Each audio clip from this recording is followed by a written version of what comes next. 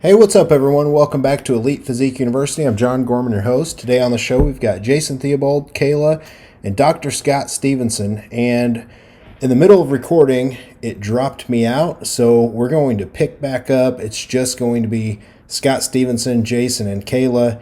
The only thing that you missed really was how my week was going and Kayla's and Jason's, but then we jump right into talking about Dr. Scott Stevenson and all things training. So enjoy. Okay, so yeah, I've sort of been doing things as they come to me along the way, but I've managed to do a lot of stuff. Personal training, gosh, I was doing it in graduate school, literally 93 and all the way through the early 90s. And then of course I had my own gym in Arizona for a few years, so I was training people there. And then the online thing wasn't even a thing really. People just kind of doing this. There was no rhyme or reason. There were no teams initially, online teams. You see teams sometimes at the bodybuilding competitions, like kind of clusters people, and everyone have a T-shirt. People started doing T-shirts were sort of the initial focus for that. And so yeah, I've kind of been at it a while, and I've gotten.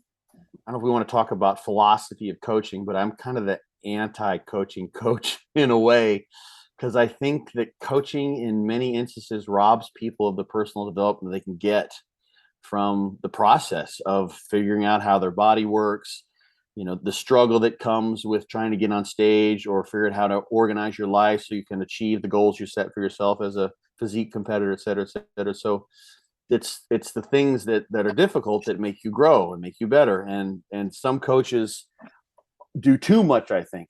Kind of like this is hopefully this analogy doesn't hit anyone too hard, but it's kind of like an overbearing parent who wants to do everything for the kid, and you need to kick them out of the nest and make them fly a bit so they can grow and become independent.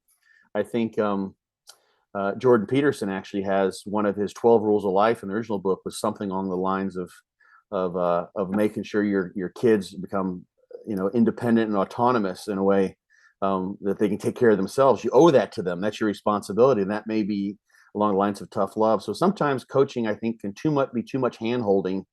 So I've gotten to where I try to do more of providing of information to help people help themselves, so to speak.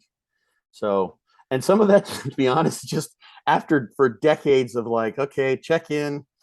Okay, let's pull 20 grams of carbs from your sixth meal or what have you. It's like, okay, I can only do this so much. And everyone knows what I'm about to do. Like the clients don't want to do. It's just sort of it was like Groundhog Day after a while. So there Mhm. need to be some evolution. So that's and I think there's a void for that too. I think there's plenty of people that will do coaching in that way, but there aren't as many people doing what I do, I don't think, where I'm doing kind of consultations, and I do it relatively cheaply.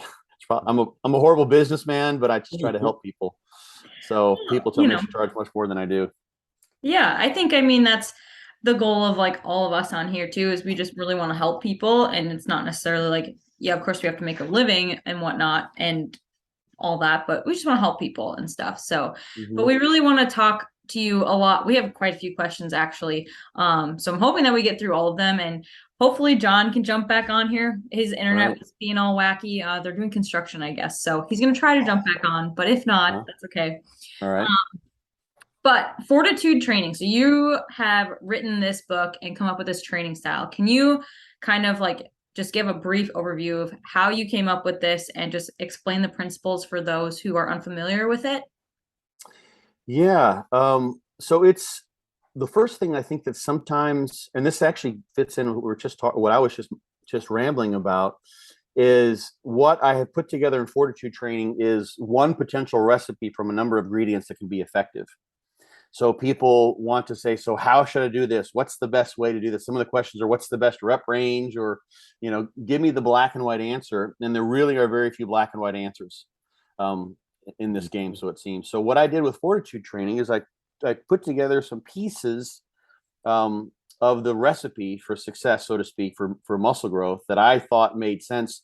And it's funny because I've got the standard Fortitude Training book, and then I came out with, or if you have the book, you'll see there's something called the Family Man Plan, which is a version of Fortitude Training I made for a guy who just didn't want to train on the weekends. He was kind of going in retirement at the time. Paul Scarborough is his name. I can say his name's a great guy from the UK. He's still on the scene. Um, And that was just one version. And I made various versions of Fortitude Training early on when I was working with clients while the book had come out too, because they just had a particular number of days they could train Monday, Wednesday, Friday, and Saturday, and Monday, Wednesday, every other Saturday, or they could do only weekdays. Various ways you can put these things together. So these principles that I put together were all, I just put them in a very basic fashion. One particular recipe. You can take the same ingredients to make a cake, or make a cupcake, or make a pancake, or make various other carbohydrate laden desserts, and all of the same thing. So one of the things that I think, if you want to throw it into a category, is Fortitude Training's, it's a higher frequency type of regime. And there's several reasons for that. We can go deep into science if you guys want to. My background, and this is probably important, was that I've been doing DC training for a while, dog crap training, Dante Trudell's training regime with Dave Henry. That. Yeah. And and I was actually Dante's official DC trainer for a while. He would send me clients.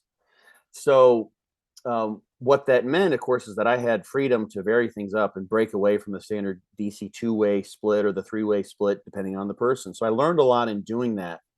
And the thing that's just sort of a general phenomenon that you see is that a lot of the best, most genetically gifted bodybuilders don't need someone to tell them how to train, because they can do just about whatever they want and it works. And many of them end up doing the pro split or a bro split, so to speak, where they train once a week, because that will get the job done. There's some reasons for that, and it relates back to Fortitude Training being a solution that I came up with for the person who would have to come to me for training. The people who don't need it, they tend to do a pro split or blow split. Most IFE pros are doing that, I'd wager to say, at least the enhanced ones. It's a little bit different on the natural scene, I think. But you may have a different genetic, you have the PEDs are involved. You may have a different genetic sample as well. But when you train once, the more you can train, the more you can recover from, the better, generally speaking. There's also a phenomenon of what's going on when you're recovering that's leading to muscle growth. And a big player in that phenomenon are satellite cells. And I actually was just digging into some of this stuff just the other day, and I'm like, oh my gosh, I found a piece to this puzzle that I had been looking for a while that was there. So the interesting thing about satellite cells is they're undifferentiated stem cells, basically. They're specific to muscle. So they're ready to become activated in muscle for a couple of different particular purposes. One being to become a new nucleus as the cell's getting larger. So as muscle cells get bigger, they need more nuclei. They're gigantic cells. Or those nuclei, the satellite cells nuclei, could go to form new cells, and that would give us hyperplasia, more cells meaning a bigger muscle. That process, once you train once and initiate that process, lasts probably 4, 5, 6 days. There's one sort of muscle damage study where they saw out to like 5 or 6 days activity of these satellite cells. And there's another study where they found that individuals who still had satellite cells active from about the 24 to 72 hours, so like 1 to 3 days after training, were the ones who grew the best. And the ones who didn't were the ones where satellite cell activity was basically absent at that time. So there's something about having good genetics. You see this just in general. The people with the most satellite cells, the highest satellite cell density, they grow the best. The people who increase the satellite cell density, they grow the best. The people who have the highest release of the growth factors like MGF, which is an IGF-1 isoform, or myogenin, those things that turn on satellite cells, they grow the best. So satellite cells are kind of important. And if you don't have good satellite cell activity, you're not going to grow. So someone who's got good satellite cell activity, they turn that on once, it lasts 3, 4, 5, 6 days. We don't really know the time course, how it changes over training, what have you, but it lasts several days. So you can hit a muscle group on once a week even. And you have progress, so to speak, as those satellite cells are going about that major reconstruction project of getting into the muscle cell, setting up shop as a new muscle nucleus that's going to last 4 or 5 days after you've trained. So you can train infrequently and do quite well. You can train with a lot of volume, and now you have lots of time to recover from that. So those people who have the best genetics have satellite cell activity where it makes sense to train with a low frequency or large intervals between their training bouts. But the thing that we know then, so look on the other side, people who don't do well have some elevation of satellite cell activity, but it slows down after a day or so. So I think of this sort of like, this is sort of analogous to a balloon that you want to get to the ceiling. And sometimes you hit a balloon, it just keeps on going. It floats and floats and floats. That's someone with good genetics. The satellite cell activity just lasts for several days. Some people don't have good genetics. You hit it once with the training session, it goes up, comes back down the next day. So what do? You hit it again. And you hit it again. You hit it again. So if satellite cell activity is active for a day or so, and those who are less genetically gifted, they don't do so well, and it's active for several days just from one training session in someone who grows really well, we can sort of mimic the satellite cell activity. We can get the satellite cell activity to be constantly in progression by training more frequently. And that's an empirical finding. You find so many people, they got a weak muscle group. What do? They try to hit it more often.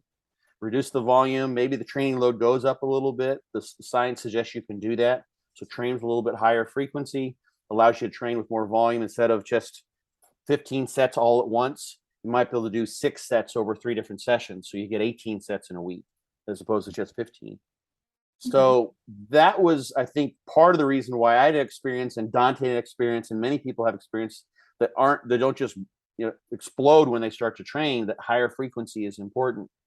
So I created a regime that sort of has a high frequency foundation. This doesn't mean that everyone needs to train in high frequency, but that was a sort of a catch-all net to get a lot of people that I think are going to be looking for a new training regime, because the people who have good genetics, they don't need one. They start to train and they just start to grow. It just happens. So they're not looking like, oh gosh, I'm going to buy every book I can. It's like, all I got to do is go in the gym and train and eat, and I'm going to be better than 95% of the other people out there. It's when they get to the upper echelons that can actually be a disadvantage. I've got a question here, yeah. Scott. Satellite cells. Yeah. Are there certain people who might have really good ones in certain body parts and not in others, or is it a full body thing? I've looked for that, for a comparison, and I would love to see. We know that when you sample the same muscle group, like the vastus lateralis, among people, that the satellite cell density and the growth factor response and the increase in satellite cells predicts who are the responders, the extreme responders, and cluster analyses where they got extreme, moderate, and then like non-responders. So your responsiveness is related to satellite cell activity. My guess would be that if you have someone with a stubborn muscle group, it could very well be at least partly related to that. We talked about this on my podcast with Scott McNally, and I don't know if you may have seen Scott, or like one of the fun things about Scott is Scott's a good bodybuilder, a decent body. He's not a pro. He's not great. I think he would admit that, but he has world-class calves. His calves, he more than anyone I know, his calves are just ridiculous. Like they're like Mike Menser size, or like Mike Matarazzo size. Yeah, like just they're ridiculous. And we talked about this on the podcast. It was come up several times. He grew up walking on his toes.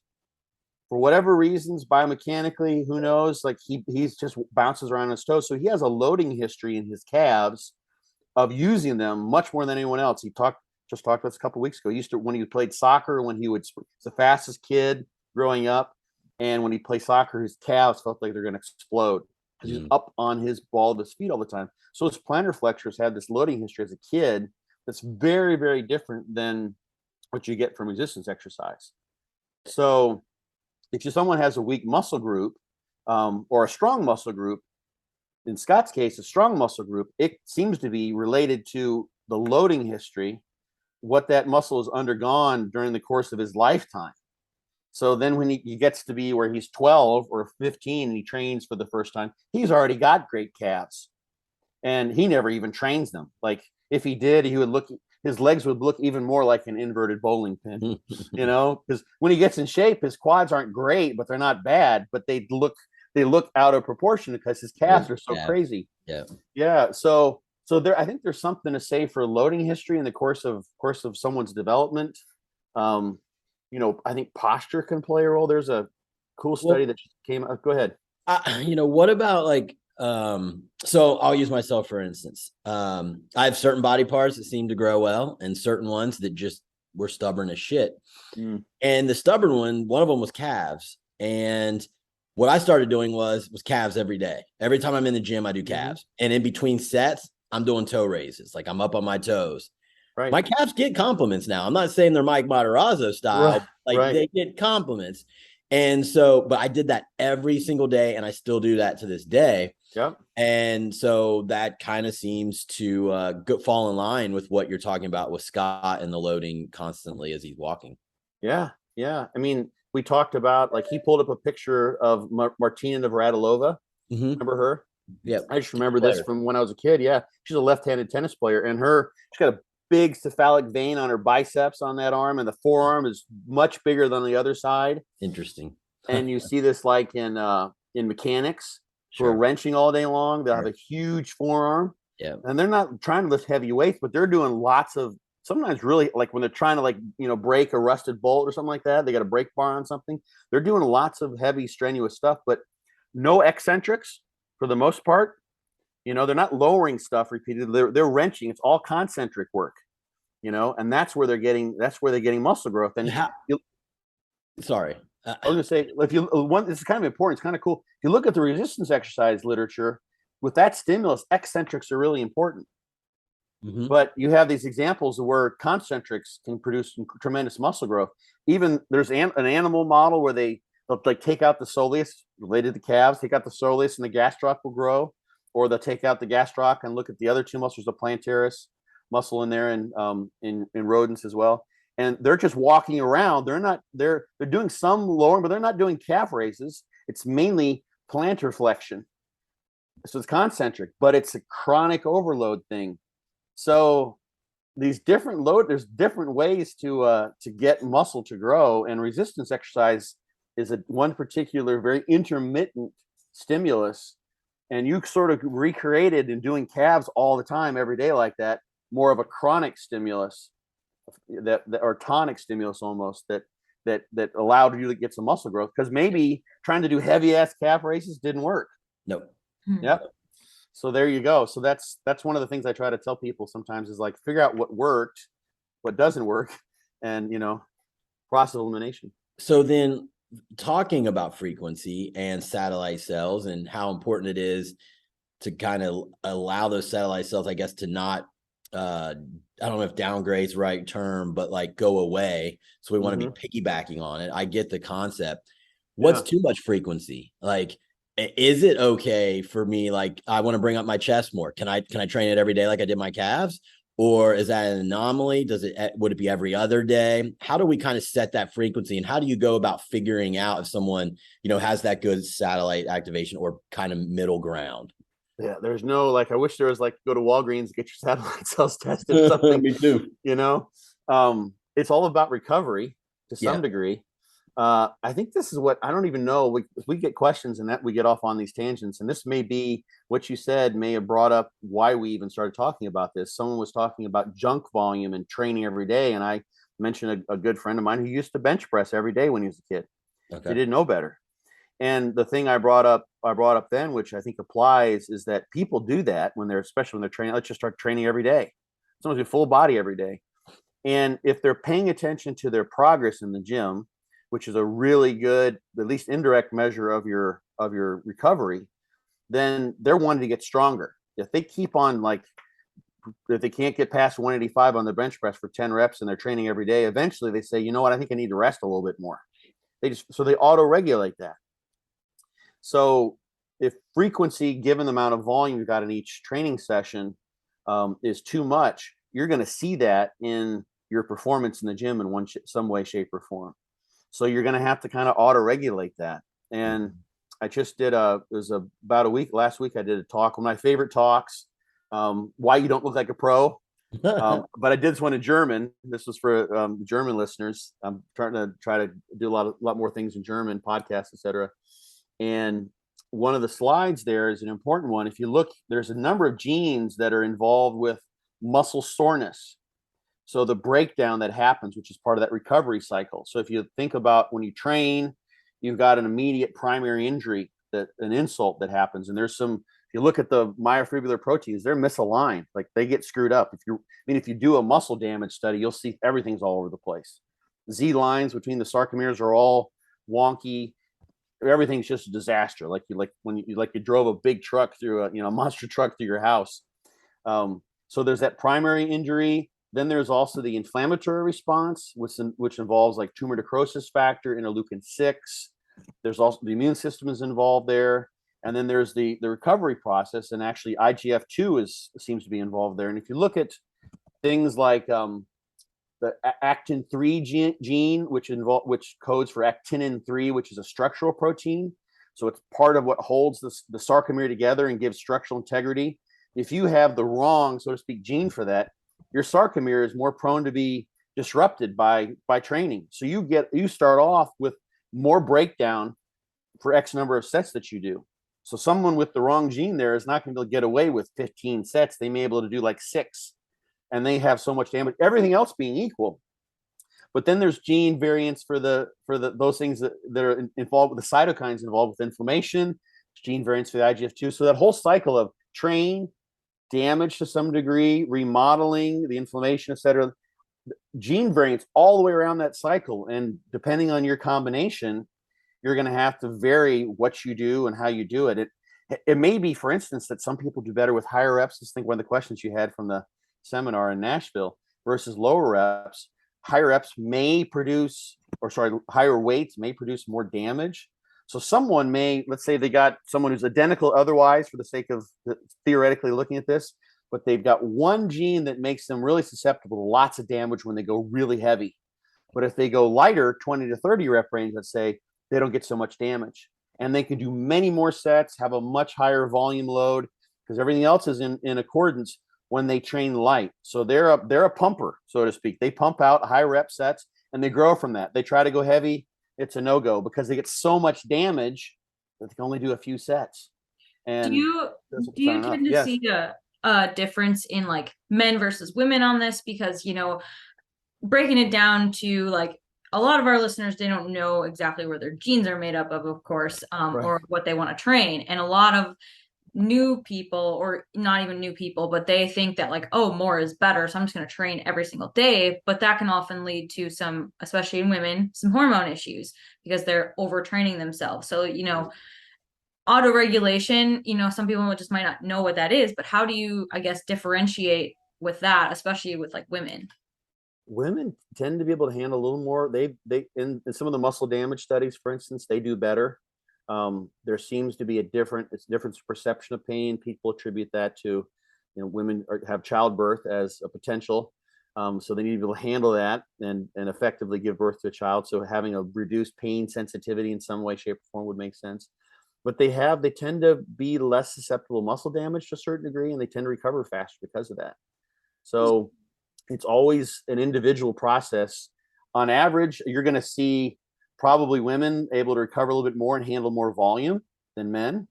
Lower body, like they're going to be almost equally as strong anyway, relative to body weight, at least because of the distribution of muscle mass. So, I mean, if you want to, if you're a guy and you need someone to up the ante on your leg training, go train with a woman and try to hang with her, even with the same weights. A lot of times, if she's near you in body weight, because that will be a tremendous. If you're someone who can't get after in the gym, it could very well be too much. So it comes down to the auto-regulation process, which can be one of the hardest things to do for any bodybuilder, any physique athlete, because by nature, I mean, we want to go into the gym and punish ourselves. There's sort of somewhat of an aggressive personality trait that has to underlie that desire to do that. So that tends to make us people who want to really go after them, think more is better, and overdo it. And it's not. Better is better. And there were a couple questions in the outline for today that you sent that kind of addressed this. One of them is this hormesis idea. So this is this response to training. So you have a stimulus and you have an adaptation, and there's a dose response there. And at some point in time, the way I've sort of visualized training, this makes sense. And there's numerous processes in biological adaptation that fit this Hormesis model. You get to a certain dose, so to speak, of training, and that's your volume load. It's a combination of how many sets you do, how many reps, maybe how many effective reps you do, how many work sets you do. It's going to be different for everyone, but at some point in time, you can keep on upping the ante and get a greater adaptation, assuming you recover appropriately. But when you try to do more, then your adaptation potential is going to go down. It becomes too much. You simply don't recover from it, even no matter how long you wait to recover. That could be, the interactions with these satellite cells. What you could be doing in that case is doing what we call junk volume, right? So you got your workup set up at 5 days in between. That's good. You do 12 sets and you get sort of your maximal satellite cell activity from that. But then you decide, I'll just up it to 16 sets, I'm eating more, whatever, but it doesn't matter. That's too much. All you do is produce more mechanical damage. And even though you wait 5 days and you're essentially recovered, the satellite cell activity that you set into motion, the protein synthetic machine that you set into motion, there's limitations there. And you have so much breakdown that you brought into play by doing those extra sets that the balance of synthesis and breakdown isn't as high as it could be, because some of that synthesis simply just goes to recovery and repairing the damage that was in excess of what was necessary. It was simply, there's no point in it. And the research where they finally figured that out is pretty cool. I don't know if you want to let me ramble on that one or not, but we can keep going into the questions because it's going to kind of lead into the next one. All right, sure. About like, you were talking about rep variations and like how each person has their optimal like sweet spot. So maybe, to say. Yeah, right. But then, is there necessarily an optimal range of reps for, gaining muscle, because they usually say like 8 to 12 is the rep range, but, can you do it off of like 3 to 5 reps for someone that can handle that heavier load? Yeah, I've got an article. I'm a geek. I did this all in a spreadsheet. I developed sort of a 3-dimensional picture based on the literature as I've sort of seen it of Mount Saint hypertrophy. and it looks at sort of this rep range idea, or the relative intensity. We're thinking about percent 1 rep max, and it's a huge range. And the underlying principle behind this is that to stimulate muscle growth, we need some amount of tension. People sometimes go into is the volume the driver of muscle growth, and that's a whole other topic. But there has to be some amount of tension that's produced during the sets, right? But it doesn't have to be as high as we might think. And we see that from the blood flow restriction studies, where they use blood flow restriction. They put a tourniquet, something to produce a metabolic stress in the muscle that's being exercised, being trained. And because of that, you change the activation pattern. You produce fatigue. You change the activation pattern, and you can use really light loads, like 30% of a 1 rep max, and high reps, like 30, 40, 50 reps. And you've got tension there, but the load is really, really low. You take those sets to failure. Henneman size principle is the fancy way of saying it. Eventually, if you go to failure, you're activating all the muscle you voluntarily can. Okay. So you're getting all the muscle involved at a very low load. And that's the low end. And to get to your question, if you go to above like 90%, like that's going to, like for a squat, that's going to be like a 3 rep set. And this was actually done. I heard this anecdotally in I think it was one of Brad Schoenfeld's studies. They tried to compare like 10 sets of 3 versus 3 sets of 10. And one of the things that was reported, that the subjects who did the 10 sets of 3 were just destroyed. Mm-hmm. Like sore joints are one of the things. Hopefully I'm not misquoting anything that I heard. I heard this picked this on a podcast, and I heard it somewhere else from someone. And of course, neurologically, that's just disastrous. Oh yeah. Loads are so there is some volume requisite. Like you just can't do, 5 sets is enough. So you do 5 doubles. No, that's not going to be, that's only 10 reps. So there's some volume that needs to also be in play as well. So, but we've got such a this Mount Saint hypertrophy thing is just, the landscape is gigantic. So you have to some amount of tension. If you go to 1 rep maxes, then the voluntary effort that goes into those, or sets of 3, 4, 5, you know, 6. You'll see a lot of people like Jordan Peters is one person who stands out. He likes to do low rep sets now and again. And some of that is, you know, because it's just friggin' fun to pick up really heavy shit. But you also get to learn how to pick up that heavy stuff, and that makes lifting heavier loads psychologically less of a stress, so to speak. You can handle those heavier loads easily. You're learning, like, you pick up a load that you're going to only a squat, let's say, that you're going to lift 4 or 5 times, and like, you have to be really on it to stay with your form. You know, powerlifters know this better than anyone. Yep. Have to be a lot of control there. So there's a neurological component that goes into that, which makes you better at training with a higher rep range that's still very heavy, because it's relatively light for you. You're taking some of the skill that you learned with that really heavy training and carried it over to the lighter load training, which is what's going to get the muscle growth. But the sets of 3, 4, 5 themselves, people are like, why do you do that? It doesn't produce muscle growth. But yeah, but it makes me better at the sets that do produce muscle growth. Right, exactly. There's that adaptation of the like central nervous system adapts to that heavier load to be able to move more weight on the accessory work or volume work, like you said. Or even particularly for those exercises, you know, if those are big, like, you wouldn't want to, like, there's no need to do that with like a bicep curl, like, you don't need to do a triple. But for big lifts, like, you know, hip hinge stuff, those sorts of things, that can have some care. And powerlifters will do this. There's some guys do, like, with a heavy squat, like, let's say a guy can squat 800 pounds. Well, he may go into the rack and just put 920 on there and just stand up with it and hold that shit, you know, while he feels like he's being crushed, you know, by King Kong, and then re-rack that.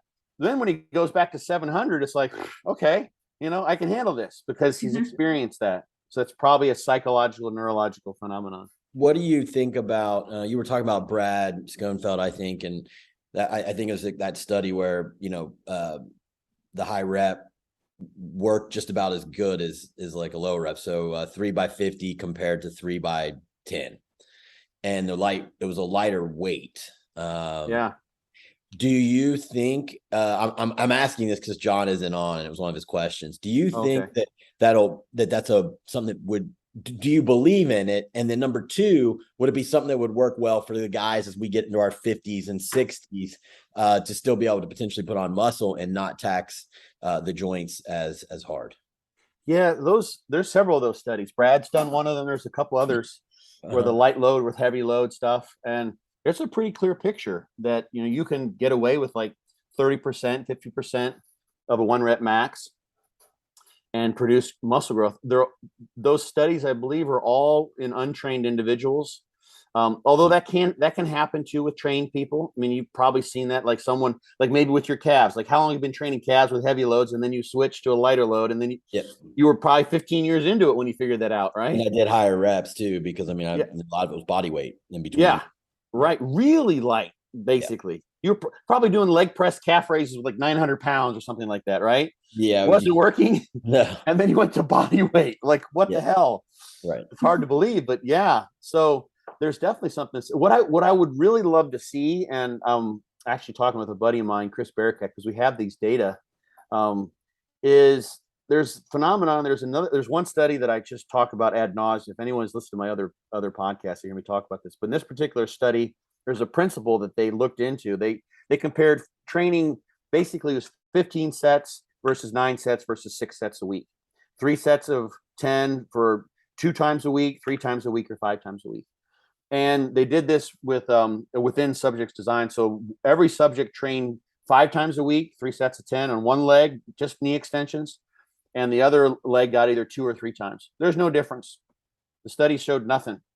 Well, there was a lot of difference on the individual level. Some of the guys did better. I think we may have even covered this at the Nashville conference. I'm not sure. I think I might have talked about it. I talk about it all the time in your presentation. I think. Okay.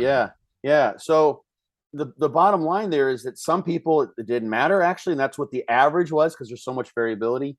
For some people, the higher volume, higher frequency was better, and for about a third of them, and about a third of them is the other way around. And there were extreme responders and there are not so good responders. So you look at the high load versus low load, the high rep or the low rep versus higher rep, and you see on average that they're about the same. But I would imagine that you probably have some people that respond better to the higher load than the lower load, and vice versa. So that's one of my questions. I'd love to see those data expanded, because these guys did a really nice job. They said, okay, there's no difference when we look at the averages, run the stats, but if we look at the individuals, we see this really glorious pattern that's so important for coaches and people to know, that some people are going to do better with lower volume, some people do better with higher volume, and you don't know basically until you figure it out. I think that's probably the same with the low load and the high load. The other thing that I would love to see pulled out of those studies in general is, we have, like, as this fundamental concept, and I'm not arguing against this at all, that progressive overload is the name of the game, right? To some degree, that didn't necessarily pan out with your calves, but I imagine you got better at your calf training over time. 100%. Yeah. I couldn't even really get on the fire when I first started. Now, I mean, I can Right. make it hurts, so yeah, they've definitely gotten better just at doing calf raises. Yeah, my muscle connection got better, but like maybe you could only do, I don't know, 25 body weight ones, and now you can probably do 125, no problem. Sure. Right. So there's progressive overload. So I'd really be interested to see, look at these data and say, do the people who have the greatest performance improvements over these studies have the greatest growth?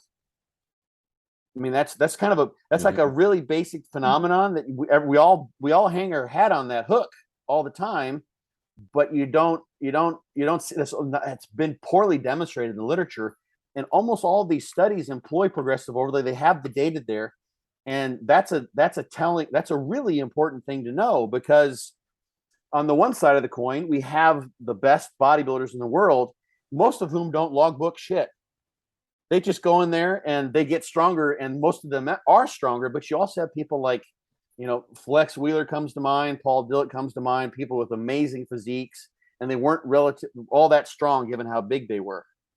So it would be interesting to know if, for instance, you have some people who progressive overload needs to happen for them to make gains. And I think that maybe many people, hard gainers typically, I think if you take almost anyone and they're not growing and you say, okay, let's make a monster out of you, where you're squatting 500, you're pulling 600 from the floor, and you're pressing 3 plates on an incline bench, you're going to be big. It's going to happen along the way.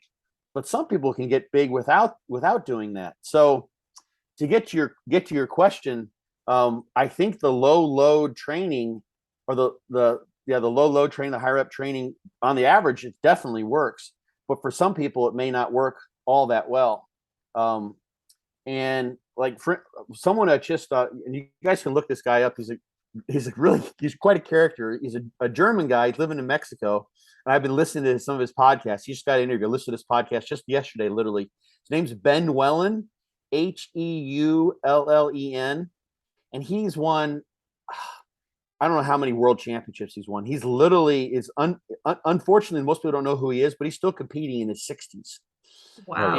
And he's better now, like currently, like today, because he just competed recently, than he's been since he was in his 40s.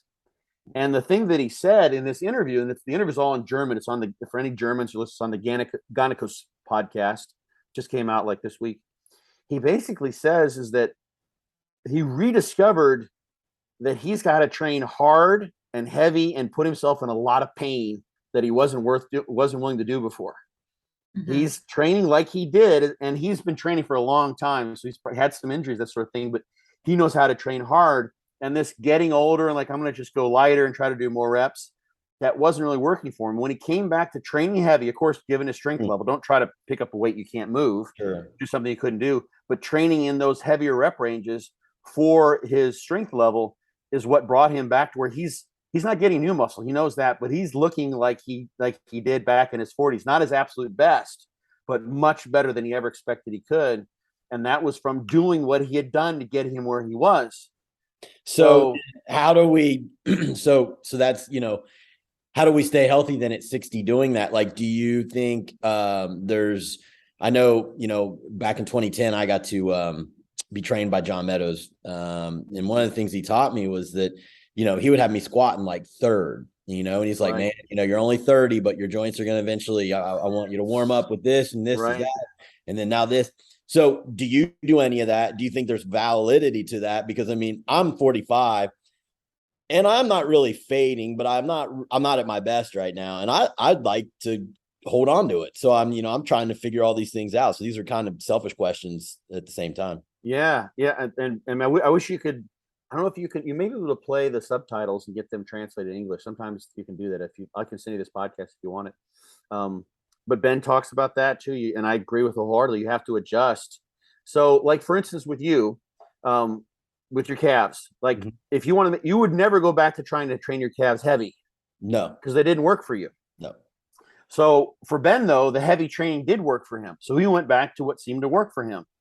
If, let's say Flex Wheeler or Paul Dillett were trying to make a comeback and they got as big as they were or looked like they did with just kind of like going in there and doing high volume, stopping sets, several reps shy of failure, not logging anything, no progressive overload, that would probably work for them again. They wouldn't say, okay, now I got Paul Dillett. If you could hypnotize him into doing this, he's not going to go back and say, oh, now do you train like Jordan Peters? Right? It's not going to happen. Jordan also too, just speaking of, same sort of idea.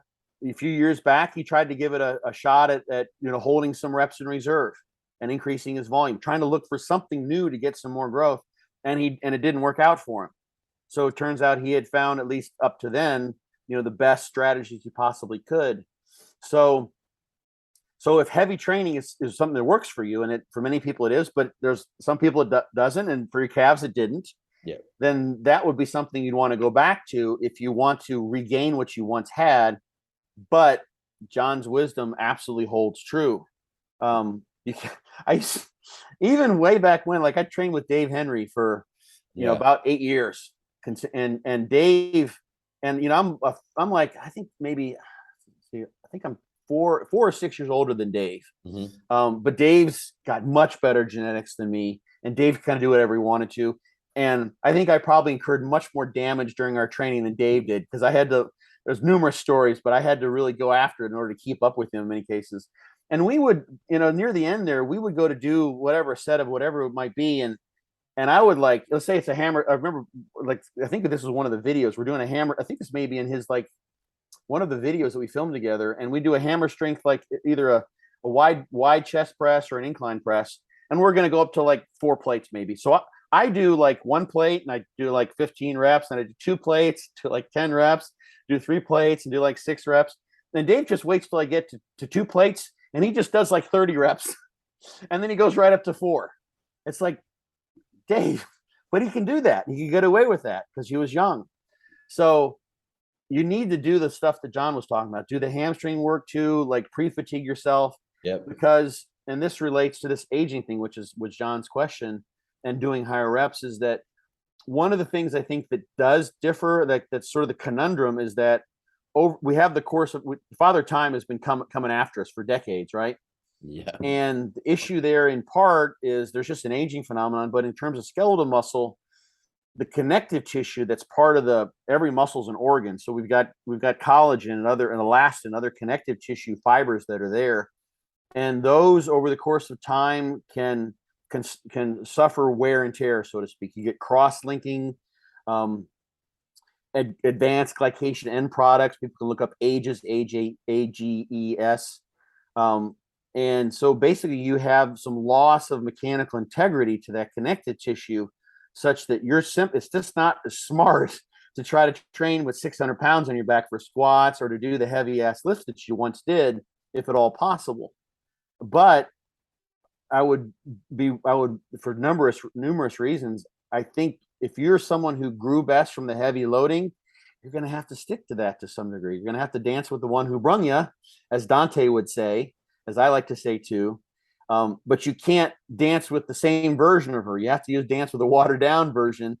But the same idea of progressive overload with the weights that you can handle, let's say in a pre-fatigue state. So instead of like going to your squats right off the bat, you warm up with a hamstring curl, you do a unilateral leg press, or a Romanian split squat or something like that. So instead of using 500 pounds, you're using 350 pounds.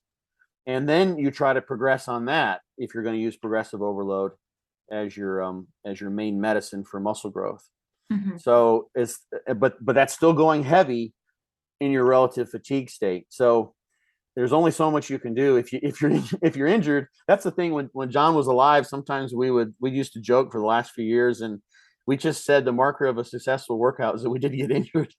And there's a lot That's of always truth to that. nice. It's like, so how's your workout? I didn't kill myself. Okay, good. That was like our, like the two old guys, like, sitting on the corner, like, saying the same shit to each other every day. That was what John and I used to say to one another. Oh, So that's awesome. Yeah. yeah. Well, Jason's got to get going here soon, and we could like keep going on forever, honestly. We still have questions that we didn't get to ask you, but I think we'll probably have to have on another time when John can be on here too, of course. Yeah, that sucks.